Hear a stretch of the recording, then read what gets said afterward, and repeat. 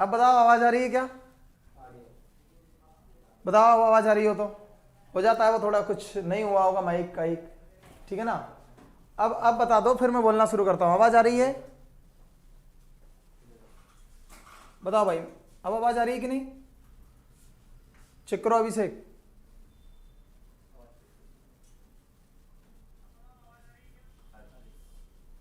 आ गई?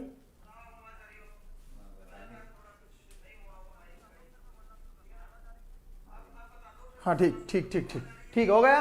चलो राम राम नमस्कार। बहुत सारा बोल दिया मैं, और इतने में तो आधी एनर्जी चली गई तुम्हें बोलने में। मध्य प्रदेश का भौगोलिक विभाजन, मध्य प्रदेश जियोग्राफी, जिसकी सबसे ज्यादा डिमांड थी। जब मैंने एमपीजी के पढ़ाना लाइव क्लास शुरू की थी, उसके बाद में दूसरा ही टॉपिक मैंने इसे पढ़ाया था। लेकिन हम इसे दुर्भाग्य कहें या जो भी कहें कि ये वीडियो सेव नहीं रह पाए, उस कारण से आप लोगों की बड़ी हार्दिक इच्छा थी कि सर एक बार फिर से एमपी जियोग्राफी पढ़ा दी जाए। तो पुनः मध्य प्रदेश का मैं सामान्य ज्ञान में मध्य प्रदेश का विभाजन, भौगोलिक विभाजन अर्थात एमपी जियोग्राफी लेकर आया हूं। ठीक है, तो शुरू करते हैं पढ़ना। ओके,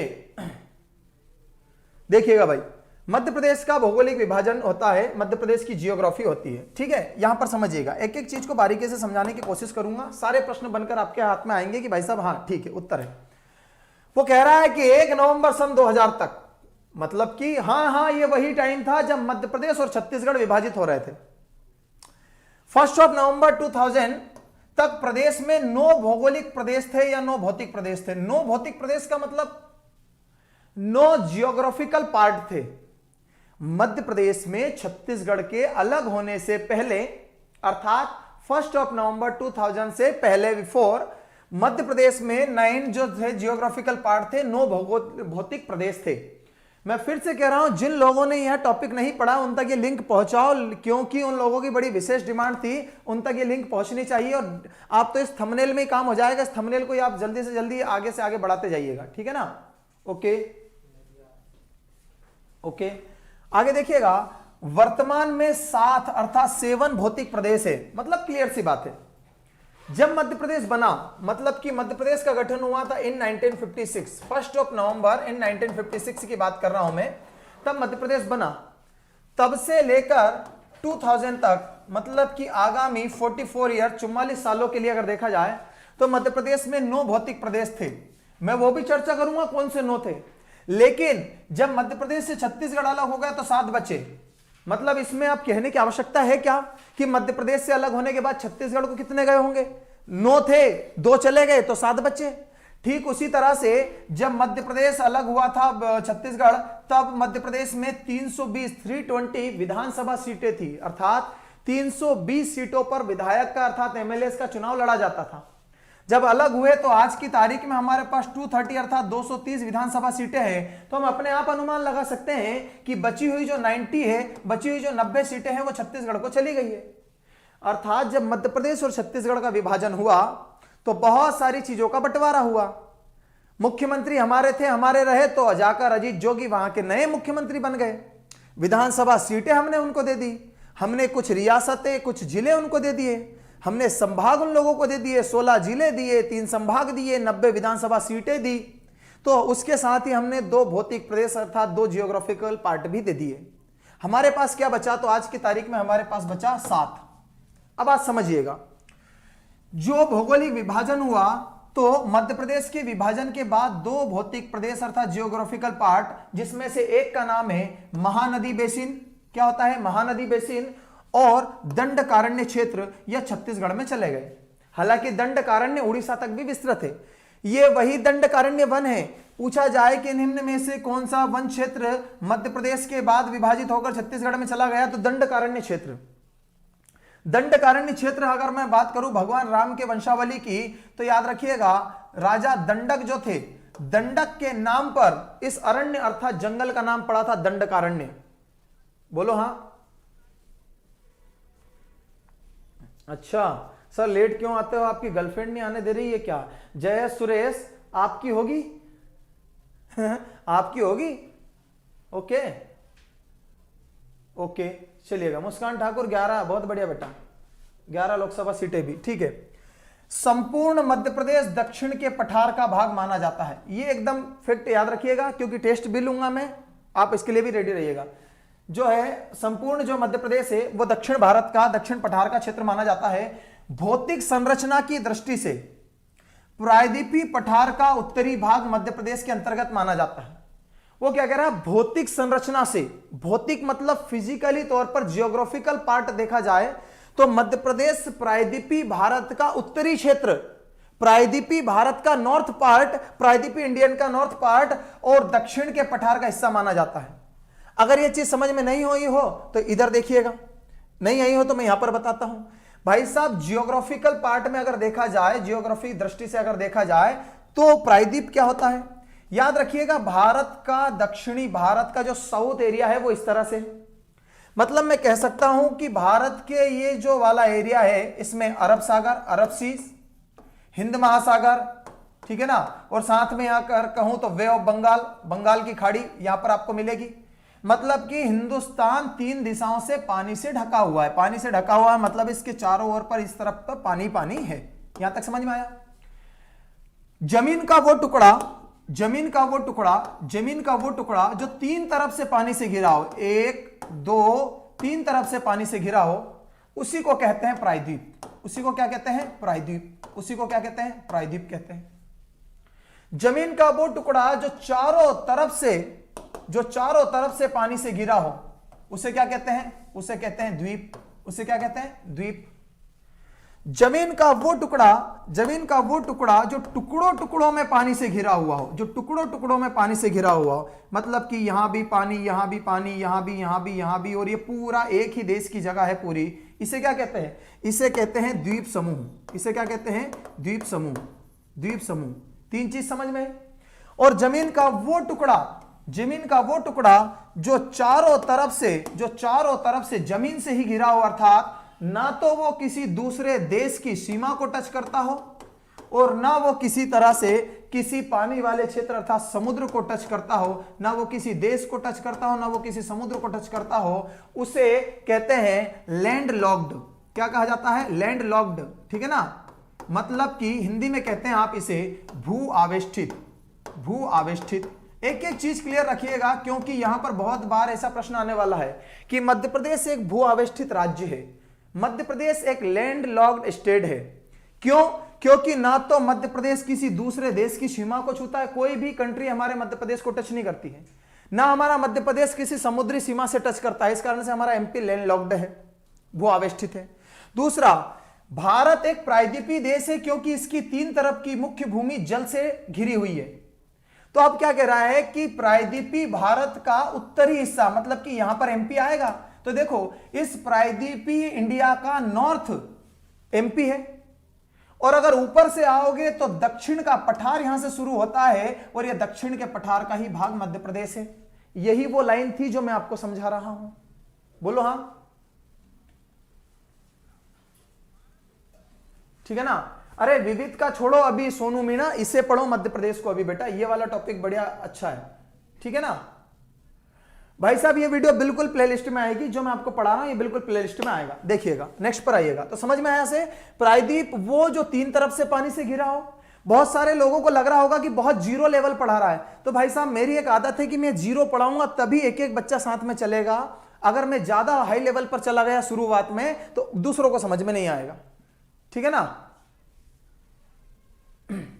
ओके, अब यहां पर देखिएगा, पुनः आ जाते हैं, ये देखिएगा वापस आ गए। वो क्या कह रहा है कि मध्य प्रदेश जो है उसमें 9 भौतिक प्रदेश में से 7 वर्तमान में बचे हैं, 2 हमने छत्तीसगढ़ को दे दिए। कौन से 2 दिए? एक तो होता है महानदी बेसिन होता है और एक होता है दंडकारण्य क्षेत्र। अब कुछ लोग कह रहे होंगे सर बेसिन क्या होता है, बेसिन क्या होता है? अरे आपके अपने अपने घर में ऐसा बेसिन बना हुआ होगा, आपके अपने अपने घर में, आप किचन में देखोगे या वॉशरूम के पास में देखा जाएगा, इस तरह से बेसिन बना होता है। हाँ भाई हाँ, इस तरह से बेसिन बना होता है जिसमें आप नल चलाते हैं और पानी आता है, और ये पानी जो होता है वो यहां से इकट्ठा होकर इस नल के माध्यम से निकलता है। ठीक उसी तरह से बेसिन की बात कर रहा हूं मैं, बात कर रहा हूं कि एकत्रित पानी को निकलने के लिए जो मार्ग होता है वो बेसिन होता है। अरे एक तरफ से समझ के चलो, एक तरफ से समझ के चलो, ये जो है ना, ये बेसिन है, ये मेरा हाथ जो है वो बेसिन है, यहां पर पानी इकट्ठा होता है, और ये जो पेन दिख रहा है ये एक नली लगी हुई है, पूरा पानी जो मेरे हाथ में ढुलेगा उस नली के माध्यम से रास्ता बन के निकल जाएगा। ठीक उसी तरह से पानी का वो सोर्स जो इकट्ठा पानी कहीं से भी आया वो एक राह में बहता है, एक नली अर्थात नदी टाइप की बात कर रहा हूं, वो बेसिन कहलाता है। और दंडकारण्य क्षेत्र, ये दोनों, ठीक है ना।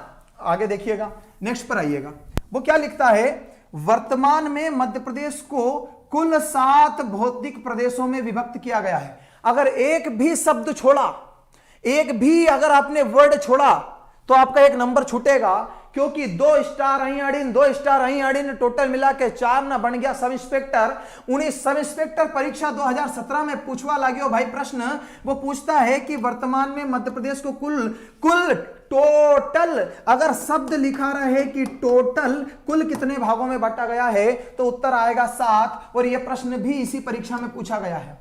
अब आप कहोगे कि कर लेंगे याद, लेकिन उसने उसी परीक्षा में क्या पूछा कि मुख्य रूप से या मेनली मध्य प्रदेश की प्राकृतिक संरचना को 3 भागों में बांटा गया है, और यह भी एमपीएसआई 2017 की परीक्षा में पूछा गया। अब आदमी करे तो क्या करे, अब आदमी करे तो क्या करे। ओके, ठीक है ना। याद रखिएगा, वैकेंसी का आप ध्यान रखो, 24 आज तारीख हुई है, हम 24 तारीख 25 तारीख 26 तारीख तक का इंतजार और करें, ठीक है ना। ओके सर, आप रुक ही नहीं रहे, मतलब पढ़ाते जा रहे, तो बेटा पढ़ाना ही तो है। ओके, अब देखो भाई क्या कह रहा है, टोटल 7 भागों में बटा हुआ है, और यह भी एमपीएसआई का है, और मुख्य रूप से मेनली 3 भागों में बटा हुआ है, यह भी एमपीएसआई 2017 का है। अब आप कहोगे ये कैसे, भाई साहब ऐसा होता है कि कोई भाग 3 है, मुख्य रूप से 3 है, इस 3 को फिर 2 भाग में, फिर 2 भाग में, और फिर यहां पर इसे 3 भाग में बांटा होगा, तो टोटल 7 भाग बना होगा। कैसे बना, इसका स्क्रीनशॉट लो, आगे वही पढ़ाता हूं। देखिएगा भाई, यहां से स्क्रीनशॉट ले लीजिए और इसे लिख लीजिएगा, बाद में लिख लीजिएगा, अभी आप समझते चलो बारीकी से। ओके, नेक्स्ट पर आइएगा, ये देखिएगा, प्राकृतिक प्रदेश की हम बात करते हैं, प्राकृतिक प्रदेश की हम बात करते हैं तो कैसे 3 भागों में और कैसे 7 भागों में बटा। ये देखिएगा कि मध्य प्रदेश का प्राकृतिक प्रदेश अर्थात मध्य प्रदेश की जियोग्राफिकल अगर कंडीशन देखा जाए तो मध्य प्रदेश को सबसे पहले मध्य उच्च प्रदेश के नाम से बांटा गया है। मध्य उच्च प्रदेश के नाम से मध्य प्रदेश को बांटा गया है। मध्य उच्च प्रदेश कहां है, नक्शा बता रहा हूं, टेंशन मत लेना, पूरा मैप से समझाऊंगा। दूसरा है मध्य प्रदेश को सतपुड़ा श्रेणी प्रदेश के अंतर्गत बांटा गया है, दूसरा भाग। तीसरा है मध्य प्रदेश का पूर्वी पठार के नाम से बांटा गया है, जिसे आप बघेलखंड का पठार के नाम से भी जानते हैं। मतलब कि हमने कहा था कि मेनली अगर देखा जाए तो इसे 3 भागों में बांटा गया है, और इसे टोटल देखा जाए तो टोटल इसे 7 भागों में बांटा गया है। दोनों एमपीएसआई में पूछा। अब यहां से समझ लीजिए 3 कौन से, 7 कौन से, 5 कौन से, दोनों चीज समझ में आएगी। ओके, प्रीतु क्रिएशन पहले पढ़ा दिया बेटा, वीडियो ही नहीं है, वीडियो हट गया है, वीडियो ही नहीं है तो बच्चे पढ़े कहां से, ठीक है ना। ये देखिएगा आप, जो मध्य उच्च प्रदेश है, इसके बाद तुरंत बाद नक्शे से समझा रहा हूं, जो मध्य उच्च प्रदेश है इसके 5 भाग है, तो प्रश्न बनेगा कि मुख्यतः मध्य प्रदेश को कितने भागों में बांटा गया है, तो 3 उत्तर देना। टोटल या कुल कितने भागों में बांटा गया है, तो 7 उत्तर देना। आपके सामने परीक्षा ने पूछा। अगर वो पूछे कि मध्य उच्च प्रदेश को कितने भागों में बांटा गया है, तो 5 उत्तर देना, वरना आपके दिमाग में जो 5 का कीड़ा चल रहा है ना, उसे खत्म कर देना। पूछे मध्य प्रदेश का जियोग्राफिकल टोटल पार्ट कितना, 7, मेनली कितना, मुख्य रूप से 3। बता भाई वो 3 कौन से, मध्य उच्च प्रदेश 1, सतपुड़ा पर्वत श्रेणी 2, पूर्वी पठार 3।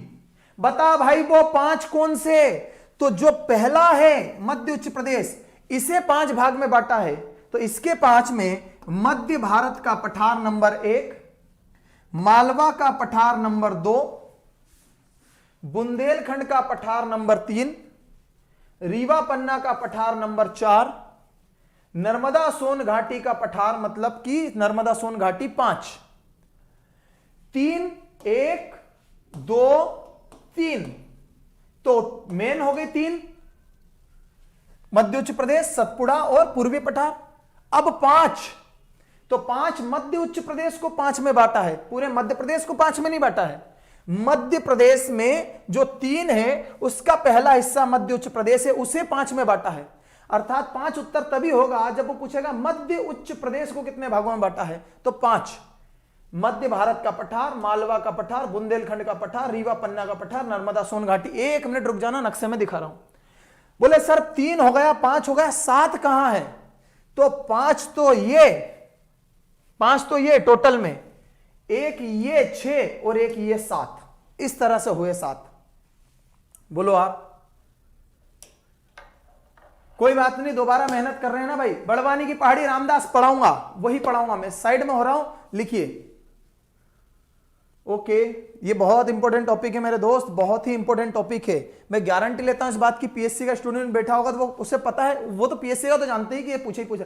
पीएससी में एक ही पेपर में, प्री के एक पेपर में महादेव पर्वत श्रेणी और धूपगढ़ चोटी सब पूछ रहा है, एक ही पेपर में, वहीं के वहीं घुमा रहा है।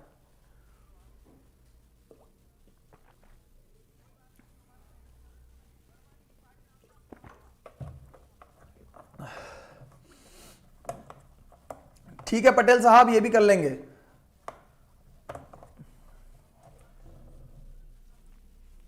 ठीक है, वही पठार प्लेटू ऑफ सेंट्रल इंडिया हो गया भाई, स्क्रीनशॉट लो।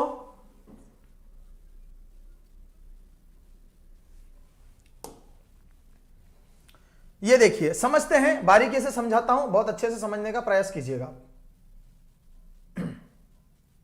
यहां पर देखिएगा, कहां पर 3, कहां पर 5। देखो भाई, इससे समझिए, इससे बहुत अच्छा समझ में आएगा आपको। देखिएगा, ये जितना भी पूरा ब्लू दिख रहा है, इसे ही कहते हैं मालवा का पठार, प्लूटो ऑफ मालवा, मालवा का पठार, मालवा का पठार। ये पहला क्लियर हो गया। दूसरा देखेंगे, इसे कहते हैं मध्य उच्च प्रदेश, सॉरी मध्य भारत का पठार। क्या कहा जाता है? मध्य भारत का पठार, मध्य भारत का पठार, मध्य भारत का पठार, मध्य भारत का पठार। 2 चीज हो गई, पहला है आपका मध्य भारत का पठार, दूसरा है आपका मालवा का पठार। ऐसे क्रम से बता रहा हूं। तीसरा यहां पर देखेंगे तो ये तीसरा लिखा हुआ है आपका पूरा ग्रीन, बुंदेलखंड का पठार, बुंदेलखंड, बुंदेलखंड का पठार, बुंदेलखंड का पठार। समझ में आ रहा है? चौथा आता है आपका ये वाला रीवा पन्ना का पठार, रीवा पन्ना का पठार, रीवा पन्ना का पठार, रीवा पन्ना का पठार। और पांचवा आता है, जितनी भी हरी हरी लाइन दिख रही है, ये 5वें नंबर पर आती है नर्मदा, नर्मदा सोन घाटी क्षेत्र, नर्मदा सोन घाटी क्षेत्र, नर्मदा सोन घाटी क्षेत्र। क्लियर हुआ? क्लियर हुआ आप सभी को? ओके, हाँ बेटा वही है, हल्का सेम रखो, कोई समस्या नहीं है, वही का वही रखो। अब यहां पर देखो, बारीकी से समझो मेरे दोस्त, कि मालवा का पठार, मध्य भारत का पठार, बुंदेलखंड का पठार, रीवा पन्ना का पठार, नर्मदा सोन घाटी, इन 5 को एक साथ मिला दो, इन 5 को एक साथ मिला दो, तो ये पूरे 5 के 5 यहां से लेकर ये नर्मदा सोन घाटी के ये ऊपर ऊपर तक के, ये 5 के 5 अगर एक साथ मिला दिए जाए तो ये मिलकर बन जाते हैं आपका मध्य उच्च प्रदेश। 5 के 5 मिलकर क्या बनते हैं? मध्य उच्च प्रदेश। अब समझना, मध्य उच्च प्रदेश के कितने भाग? मध्य उच्च प्रदेश के 5 भाग। कौन कौन से 5 भाग? मध्य भारत का पठार, मालवा का पठार, बुंदेलखंड का पठार, नर्मदा सोन घाटी, रीवा पन्ना का पठार। अब आपसे अगर आए, अब ध्यान से सुनना, कल को आपको एक प्रश्न आएगा कि निम्न में से मध्य प्रदेश का सबसे बड़ा भौगोलिक भाग अर्थात जियोग्राफिकल पार्ट कौन सा है? अब आप कहोगे कि सर सबसे बड़ा मालवा का पठार है। कोई बात नहीं, पर ये तो सोच भाई मेरे कि मालवा के पठार और इसके साथ में और 4 को मिला दो, तब जाकर बनता है मध्य उच्च प्रदेश। तो क्लियर सा प्रश्न है कि मध्य प्रदेश का सबसे बड़ा भौगोलिक क्षेत्र किसमें आता है? मालवा के पठार में ऑप्शन ए, मध्य भारत के पठार में ऑप्शन बी, रीवा पन्ना के पठार में ऑप्शन सी, या मध्य उच्च प्रदेश में ऑप्शन डी। मध्य उच्च प्रदेश में आएगा, क्योंकि मध्य उच्च प्रदेश की तो बाकी सब भाग हैं।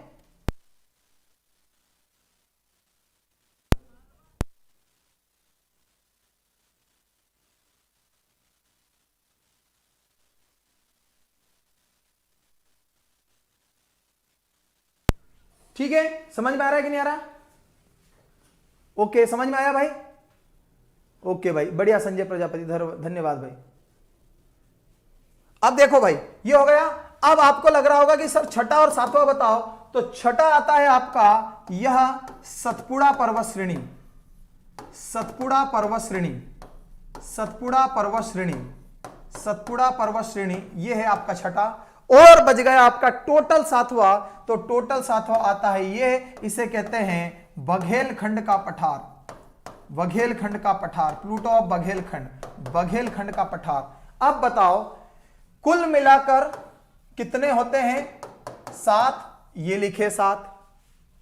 मध्य उच्च प्रदेश के कितने होते हैं? 5, तो ये लिखे हुए शुरू के 5, जिनमें 1 2 3 4 5 नंबरिंग है।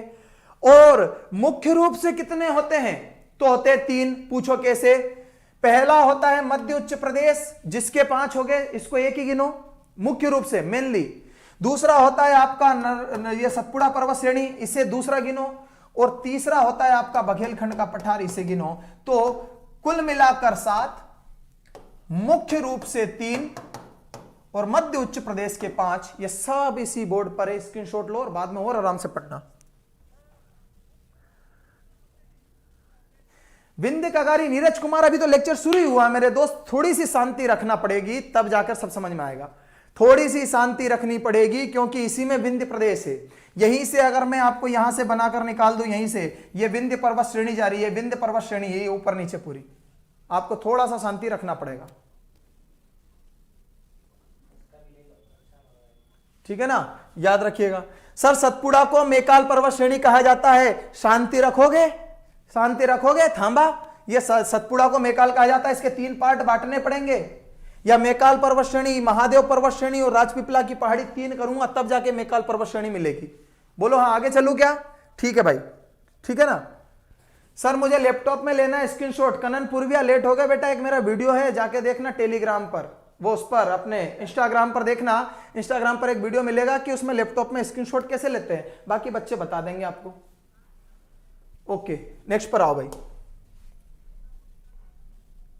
आगे बढ़ते हैं। ये आता है, अब क्या लिखा हुआ है समझिएगा, समझिएगा। मध्य प्रदेश का 1/2 मतलब की होता है 1/2 क्षेत्र मध्य उच्च प्रदेश के अंतर्गत आता है। मध्य उच्च प्रदेश के अंतर्गत आता है। नहीं समझ में आया? वापस आ जाओ, वापस आ जाओ। जब तक समझ में नहीं आएगा, तब तक तोड़ेगा नहीं, तब तक छोड़ेगा नहीं।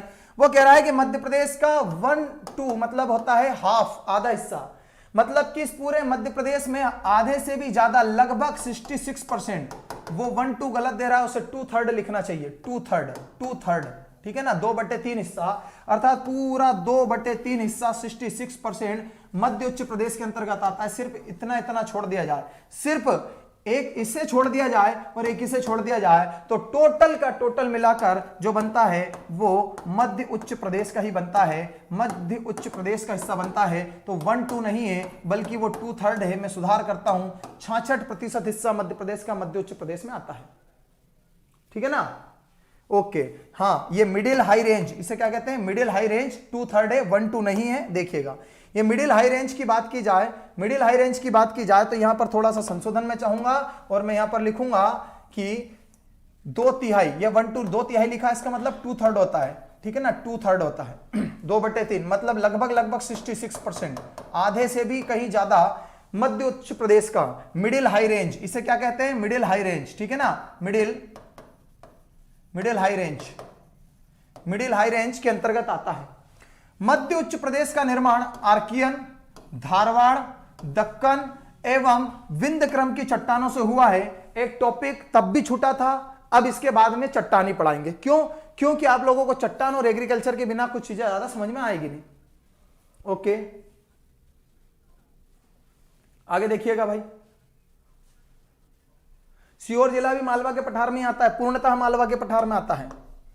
ज्यामितीय दृष्टि से अर्थात गणित की एक आकारी देखा जाए ना कि आकार कैसा है, जैसे हम कह देते हैं त्रिकोण होता है, ये चतुर्भुज होता है, आयताकार होता है, लंबवत होता है, सर्कल होता है, क्या होता है, वो कह रहा है ज्यामितीय दृष्टि से अगर देखा जाए तो मध्य उच्च प्रदेश अर्थात मिडिल हाई रेंज का आकार त्रिभुजाकार है, अर्थात मैं कह सकता हूं ट्रायंगल।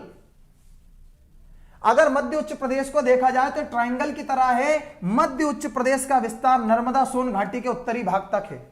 दो चीज समझिएगा, जो मिडिल हाई रेंज है वो नर्मदा सोन घाटी के नॉर्थ में है, उत्तर में है। और दूसरी बात वो कह रहा है कि जो मिडिल हाई रेंज है उसका जो आकार है वो एक तरह से आपको ट्रायंगल अर्थात त्रिभुजाकार में दिखता है। इसका स्क्रीनशॉट लो, मैं वो दिखाता हूं कि वो कैसे त्रिभुजाकार में है और कैसे वो नर्मदा घाटी के उत्तरी क्षेत्र में है। लिखिएगा,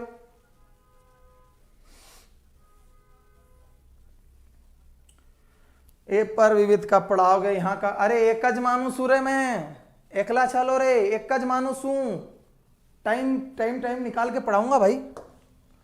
ये देखिएगा, इसकी बात कर रहा है वो ये कह रहा है कि जो आपका मध्य उच्च प्रदेश है वो अगर जियोग्राफिकल आपको ऐसा देखा जाए आपको गणितीय आकार में, तो वो ये इस तरह से आपको मिलेगा, इस तरह से आपको मिलेगा। तो आप देख पा रहे हैं कि यह कुल मिलाकर एक त्रिभुजी आकार में बना हुआ है। इस कारण से मैं कह सकता हूं ज्यामितीय दृष्टि से मध्य उच्च प्रदेश कैसा है, त्रिभुजाकार है, आयताकार है, वृत्ताकार है, वर्गाकार है, कैसा है, तो त्रिभुजाकार है, ट्रायंगल शेप में है। मध्य उच्च प्रदेश ट्रायंगल शेप में है, ठीक है ना, ओके।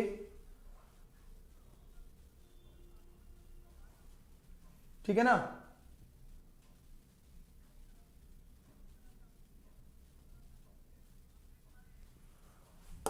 नेक्स्ट पर आओ, इसका भी स्क्रीनशॉट ले लो। और ये देखो नर्मदा सोन घाटी के उत्तरी भाग में, ये नर्मदा सोन घाटी ग्रीन कलर में, इसके पूरा नॉर्थ में है, पूरा नॉर्थ में उत्तरी भाग में। दो चीज क्लियर होगी। इसका भी स्क्रीनशॉट ले लिया आपने, इसका भी स्क्रीनशॉट ले लिया आपने, ठीक है। नेक्स्ट पर आ जाते हैं। अब मध्य उच्च प्रदेश की विशेषता वो कह रहा है, जो मिडिल हाई रेंज है मध्य उच्च प्रदेश जो है उसकी विशेषता बता रहा है। क्या विशेषता है, पहला देखिएगा, मध्य उच्च प्रदेश का विस्तार उत्तर से यमुना के मैदान, यमुना नदी के मैदान से, पश्चिम में अरावली पर्वत श्रृंखला और पूर्व में छोटा नागपुर का पठार तथा दक्षिण में नर्मदा नदी घाटी तक पाया जाता है। मध्य उच्च प्रदेश में सर्वाधिक जलप्रपात, नदी घाटियां एवं मैदान पाए जाते हैं। इस मध्य उच्च प्रदेश की ये जो बात मैंने कही, इसे एक सेकंड में स्क्रीनशॉट लो, पुनः नक्शे पर दिखाता हूं।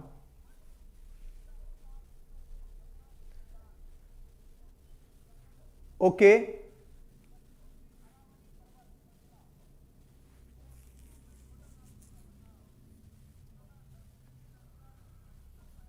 अपना खातेगांव अश्विन शर्मा नर्मदा नदी घाटी में ही आता भाई, है ना। खातेगांव मुख्यतः नर्मदा नदी घाटी का क्षेत्र है।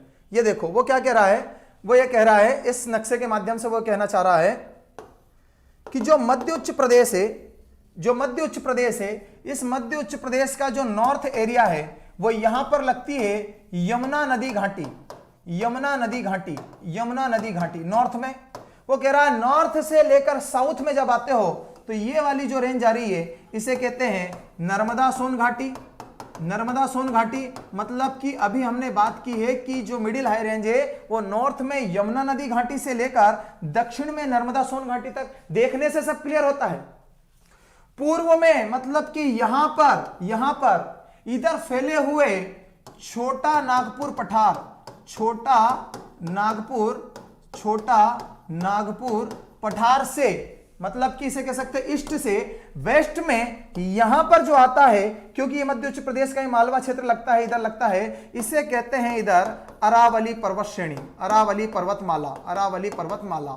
मतलब कुल मिलाकर वो क्या बोला, वो ये बोला कि जो मध्य उच्च प्रदेश है, मिडिल हाई रेंज है, वो नॉर्थ में यमुना नदी घाटी से लेकर साउथ में नर्मदा सोन घाटी तक, ये यहां तक, ईस्ट में छोटा नागपुर के पठार से लेकर वेस्ट में अरावली पर्वतमाला तक विस्तृत है। और इसी क्षेत्र में सबसे ज्यादा नदी, जलप्रपात और सबसे ज्यादा चीजें यहीं पर मिलेंगी। मालवा को याद रखिएगा नदियों का मायका कहा जाता है, सबसे ज्यादा नदियां मिलेंगी। ये नर्मदा सोन घाटी भी मध्य उच्च प्रदेश में आएंगी। रीवा पन्ना के पठार में सबसे ऊंचे सबसे बड़े जलप्रपात चचाई जलप्रपात, बीहड़ जलप्रपात, पहुवन जलप्रपात, पियावन जलप्रपात सारे इसमें आएंगे। मतलब मैं कह सकता हूं कि कुल मिलाकर जो मध्य उच्च प्रदेश है इसमें सबसे ज्यादा जलप्रपात, सबसे ज्यादा पानी है, और साथ ही साथ में यह पूर्व पश्चिम उत्तर दक्षिण में कहां तक फैला हुआ ये देखिएगा, यह त्रिभुजाकार में है, यह मध्य प्रदेश का सबसे बड़ा भौगोलिक क्षेत्रफल है। उसके अंदर पूछे तो फिर मालवा का पठार है ही है, उसे अब पढ़ना शुरू करते हैं।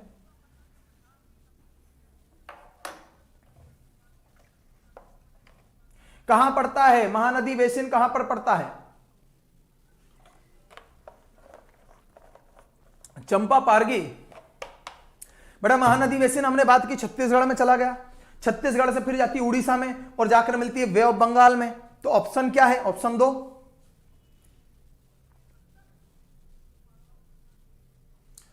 कल्पना साहू। इसलिए कहते हैं ये नर्मदा सोन घाटी क्षेत्र जो होता है, ये सोन नदी तो यहां से निकल जाती है, ये सोन नदी यहां से निकल जाती है।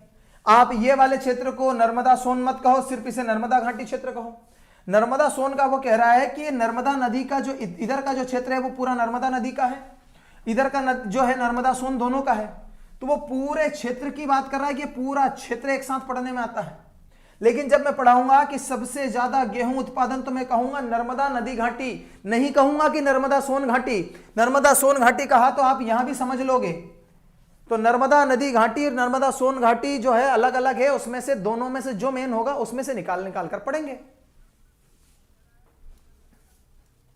ओके ओके भाई, कौन गौरव सर? मैं नहीं पहचाना। संजय भाई, चलो भाई लिखो इसे।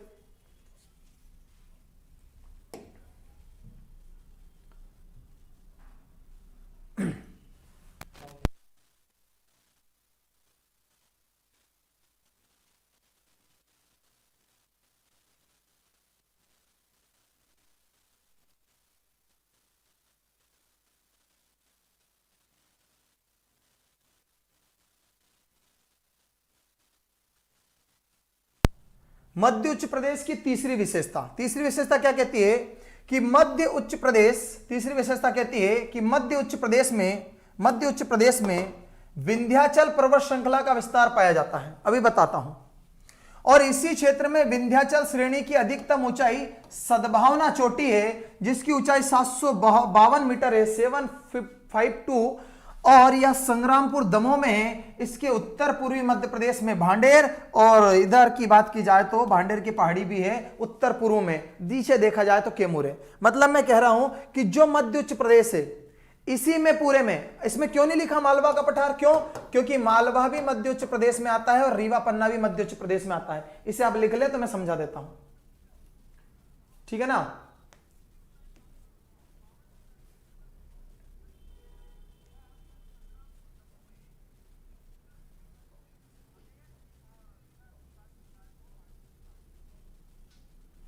दिलीप लोधा जी, अगर आपको कोचिंग का एड्रेस चाहिए तो भाई साहब याद रखिएगा, ये कोचिंग आपको मिलेगी इंदौर में। इंदौर कहां पर है आपको पता ही है, मध्य प्रदेश में। इंदौर में कहां पर मिलेगी तो भाई मेरे याद रखिएगा नवलखा और साथ में याद रखिएगा 3 इमली। नौलखा और 3 इमली, नौलखा और 3 इमली के बिल्कुल बीचों बीच, ठीक है ना, बिल्कुल बीचों बीच में है। एसबीआई के पास, एसबीआई बैंक के पास ये लगता है साजन नगर। किसी से पूछिएगा साजन नगर कहां पर है, ठीक है ना, साजन नगर, साजन चले ससुराल, ठीक है ना, ठीक है। नवलखा मायका है, 3 इमली ससुराल है, और ये साजन जी का घर है, बीच में, ठीक है। नेक्स्ट पर आइए, ये देखिए भाई वो क्या कहना चाह रहा है। वो ये कह रहा है कि जो मध्य उच्च प्रदेश में यह है, ये आपकी है विंध्य पर्वत श्रेणी, ये है आपकी विंध्य पर्वत श्रेणी। ये विंध्य पर्वत श्रेणी आगे चलती है और ये दमोह में आकर ये हो जाती है समतल, दमोह में आकर हो जाती है समतल। मतलब कि मैं कहना चाह रहा हूं, यहां पर देखिएगा, ये इसके एक तरफ जाती है भांडेर और एक तरफ जाती है कैमूर पर्वत श्रेणी। ये मालवा के पठार में ये है विंध्य पर्वत श्रेणी। क्या है? विंध्य पर्वत श्रेणी। विंध्य पर्वत श्रेणी, तो वो यही तो कह रहा है कि मध्य उच्च प्रदेश के बीचों बीच से विंध्य पर्वत श्रेणी जाती है। ये पूरा मध्य उच्च प्रदेश, इसके बीचों बीच से विंध्य पर्वत श्रेणी निकली, जो अरावली के पास से निकलती है। और इस विंध्य पर्वत श्रेणी को आगे आगे जैसे जाओगे तो यहां पर एक जिला आता है दमोह। कौन सा जिला आता है? दमोह। दमोह जिला आता है, दमोह जिला आता है। इस दमोह जिले की बात करो तो यहां पर इस विंध्य पर्वत श्रेणी का पीक पॉइंट है, अर्थात सबसे ऊंची चोटी है, जिसे याद रखिएगा सद्भावना चोटी कहा जाता है। क्या कहा जाता है? सद्भावना चोटी, सद्भावना चोटी। जी हां, जिसकी ऊंचाई 752 मीटर है। प्रश्न ऐसे ही बनते हैं। अगर मालवा के पठार की सबसे ऊंची चोटी सिगार चोटी है, अगर आपसे पूछा जाए कि सद्भावना चोटी किस पठार की सबसे ऊंची चोटी है, तो विंध्य पर्वत श्रेणी की सबसे ऊंची चोटी है। अगर आपसे पूछा जाए सतपुड़ा की सबसे ऊंची चोटी कौन सी है, तो धूपगढ़ है, वही मध्य प्रदेश की सबसे ऊंची चोटी है, 1350 मीटर। उसी तरह से याद रखिएगा विंध्य पर्वत श्रेणी की सबसे ऊंची चोटी कौन सी है, तो याद रखिएगा सद्भावना चोटी। बोलो हां, ओके।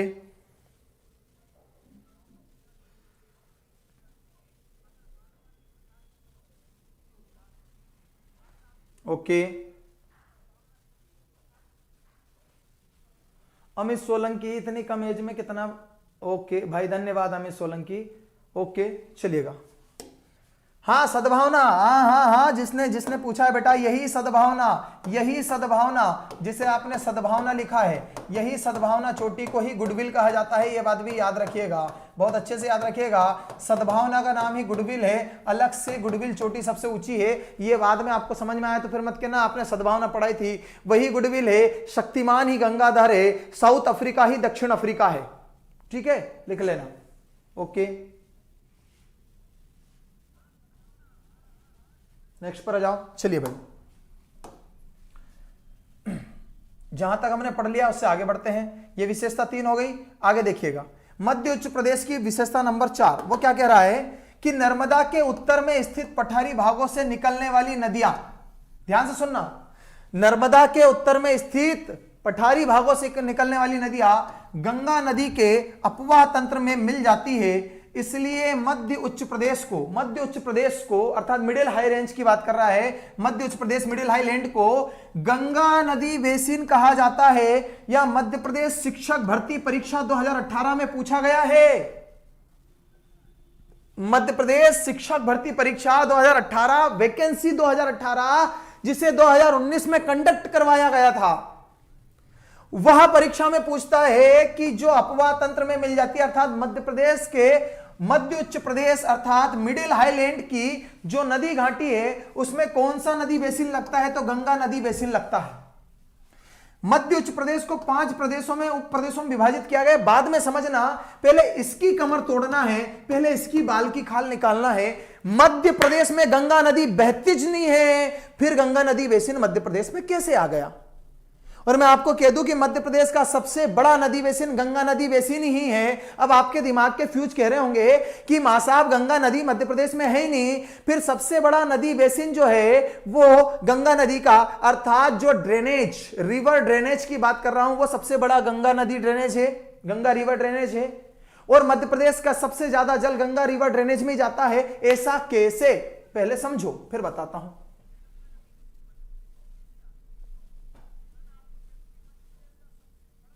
जय सुरेश अजाओ भाई साहब, जय सुरेश अजाओ, आपका कमेंट जो आ रहा है ना, जय सुरेश अजाओ, स्टार्ट है बेटा। हां वो बताता हूं, देखिएगा, लिख लो इसे, इसका स्क्रीनशॉट ले लो, फिर वही बता रहा हूं, इसका स्क्रीनशॉट ले लो, फिर वही बता रहा हूं मैं, है ना। देखिएगा, नेक्स्ट पर आ जाओ।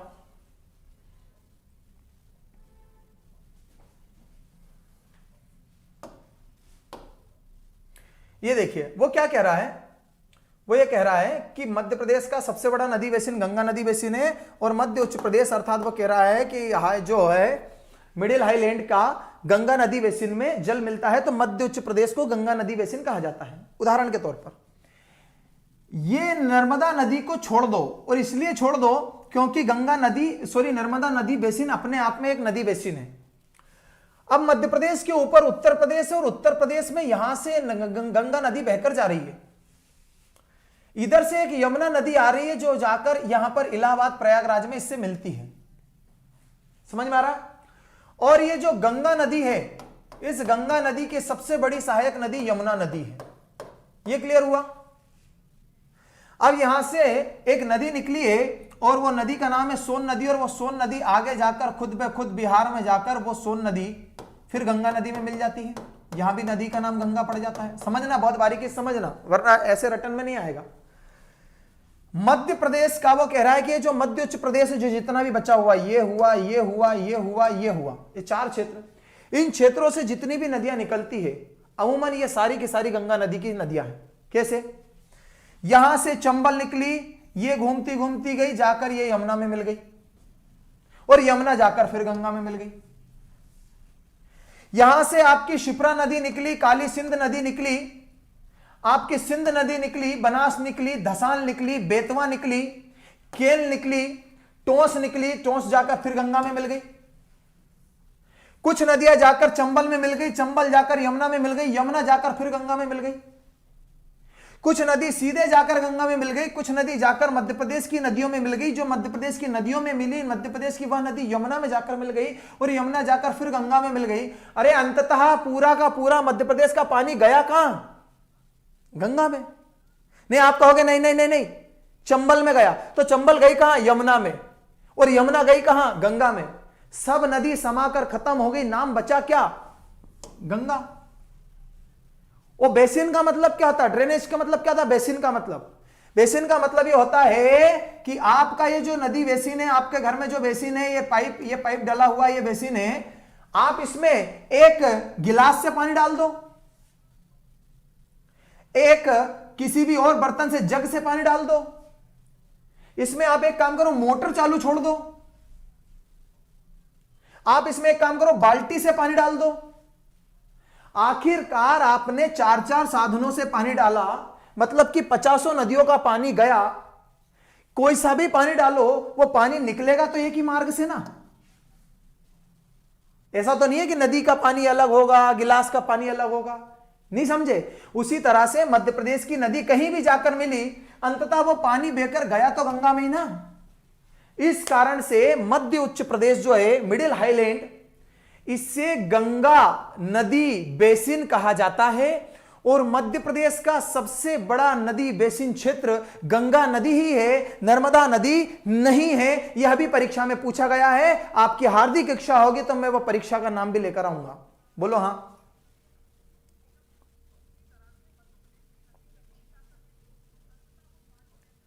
कोई नीचे लाइन नहीं जा रही भाई, आप इसका स्क्रीनशॉट ले लो अगर आपको समझ में आ रहा हो तो।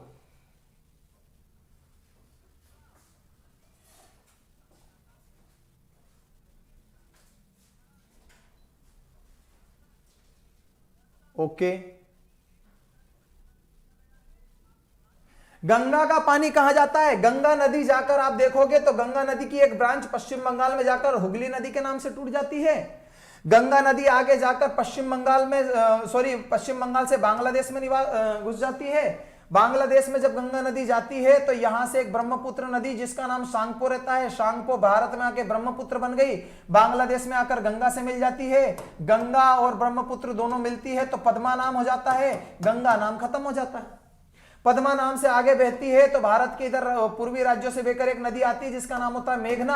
अब पद्मा का नाम खत्म हो जाता है, मेघना नाम से नदी बहती है और आगे जाकर वे ऑफ बंगाल में यहां सुंदरवन का डेल्टा का निर्माण करती है, जो दुनिया का सबसे बड़ा डेल्टा है, सुंदरवन का डेल्टा। मतलब गंगा नदी निकली थी तब भागीरथी के नाम से निकली थी। गंगा निकली जब भागीरथी के नाम से निकली, ऋषिकेश में आकर उसका नाम पड़ता है, कहां पर? देवप्रयाग, ऋषिकेश में आकर, जहां पर भागीरथी नदी के साथ अलकनंदा नदी का संगम होता है। देवप्रयाग याद रखिएगा, देवप्रयाग हुआ, रुद्रप्रयाग हुआ, ये सारे के सारे जो प्रयागराज बनते हैं, 4 प्रयाग बनते हैं, देवप्रयाग, रुद्रप्रयाग, विष्णुप्रयाग, कर्णप्रयाग, ये सारे के सारे अलकनंदा नदी के मिलने से बनते हैं। अलकनंदा और गंगा नदी आकर मिली तो जब जाकर भागीरथी नदी और अलकनंदा मिली तो नाम गंगा पड़ा। गंगा के नाम से वही पश्चिम बंगाल में जाकर नाम पद्मा पड़ा, पद्मा के बाद में नाम मेघना पड़ा और मेघना के नाम से बंगाल की खाड़ी में मिल जाती है। बोलो हाँ। आर के शर्मा सर में नदी होती तो मैं हर जगह घूमती रहती और किसान के हाथ चढ़ जाती, तुमको पाइप में भर के खेत में फेंक देता। समझ में आ रहा क्या रहा? तुम जलपरी होती तो तुम समुद्र से नदी में चढ़ के आती हो, नदी में फिर किसान तुमको पाइप में भर के फिर खेत में फेंक देता। याद रखना, किसान के हत्थे मत चढ़ जाना, ठीक है ना? Okay okay okay. हाँ, उत्तराखंड में गंगोत्री से गंगा नदी, यमुनोत्री से यमुना नदी निकली है, ठीक है ना? वो इंडियन जीके पे मत ले जाओ, मुझे छेड़ो मत, ठीक है ना, मुझे छेड़ा तो फिर अच्छी बात नहीं होगी। यहां तक पढ़ रहे थे, इसका स्क्रीनशॉट ले लो भाई।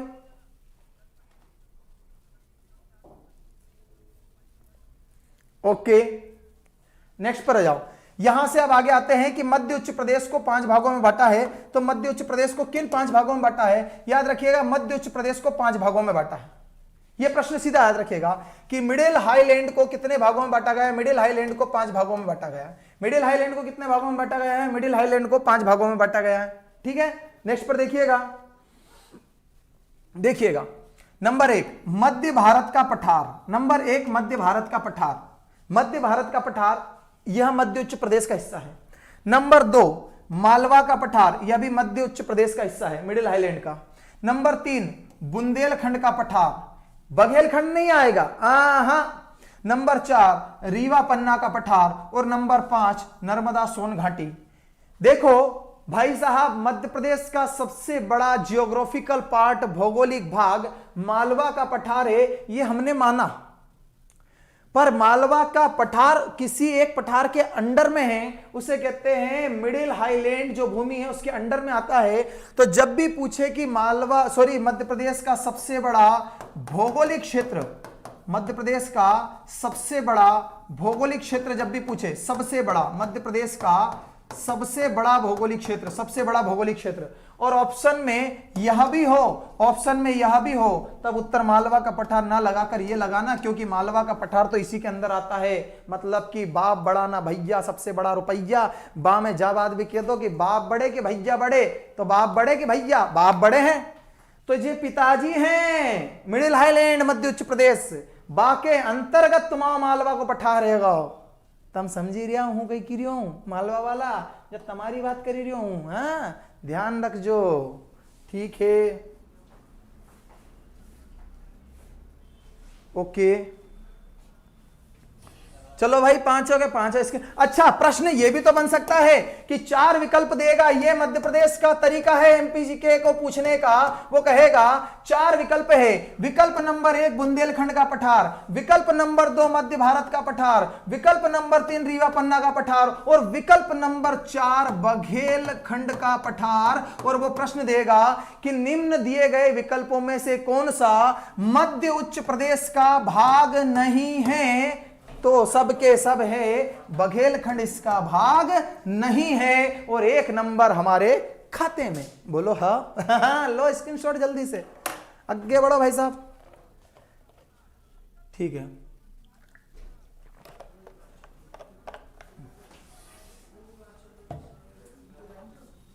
ठीक है ना, आ जाओ।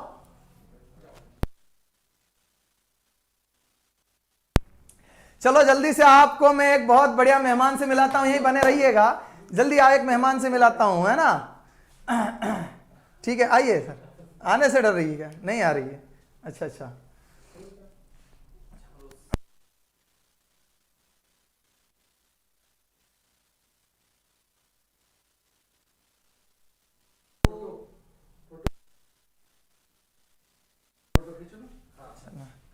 ये है हमारे डायरेक्टर सर श्री आदरणीय शर्मा सर, और साथ में उनकी बच्ची है, पर वो, हाँ एक फोटो हो जाए, एक फोटो हो जाए, डर रही है वो आने से, आप देख रहे हैं।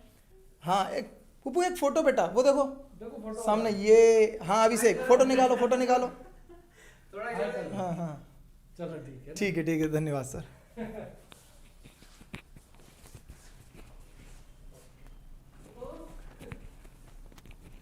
ठीक है, फोटो खिंचवाने का बड़ा शौक है, लेकिन मैं बता रहा हूं कि मैं जब रहता हूं ना, सब डरते हैं भाई। बच्ची इतनी डर गई, कोई दिक्कत नहीं, बड़ी प्यारी है और बहुत अच्छा बोलती है वो, और बहुत समझ जाओ, शर्मा सर की बच्ची है तो इंटेलिजेंट तो होगी। ठीक है, चलो भाई साहब, ठीक है ना, नेक्स्ट पर आ जाते हैं, नेक्स्ट पर आते हैं। अब इन 5 की बात करते हैं, तो इन 5 में से सबसे पहले क्या पढ़े? क्रम बनाया ना मैंने कि मध्य उच्च प्रदेश, फिर सतपुड़ा, फिर बघेलखंड।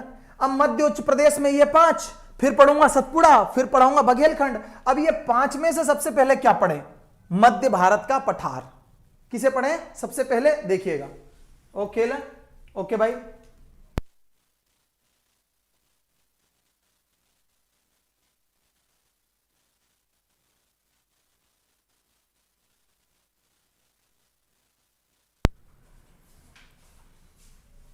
ये है मध्य भारत का पठार, मतलब कि अब जो आप पढ़ने जा रहे हैं वो ये क्षेत्र पढ़ेंगे।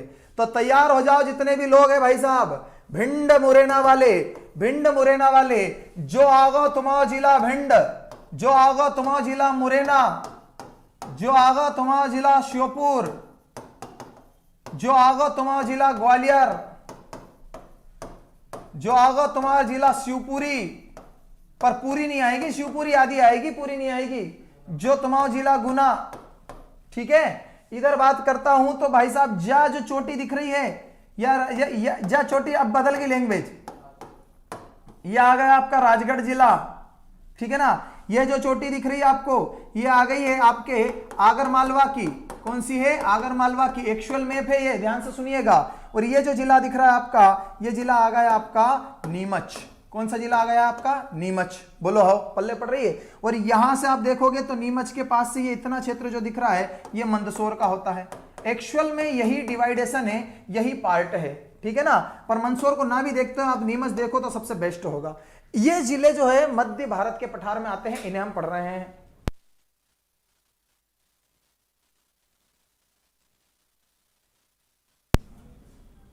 ठीक है ना, ओके भाई साहब। अब प्लीज आप लोगों से एक उम्मीद कर सकता हूं कि आप वीडियो को लाइक करेंगे।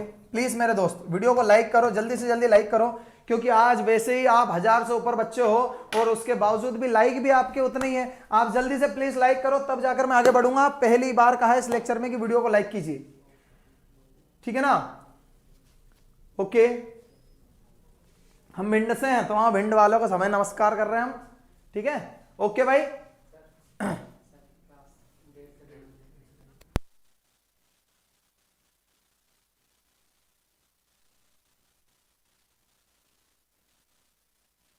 भैया बड़े दिनों के बाद में 1:30 से 2:30 दोपहर में 1:30 बजे से 2:30 बजे के बीच में शिवम सर की, जिसे आप वही वाली बात है, शक्तिमानी गंगाधर है, वही वाली बात है।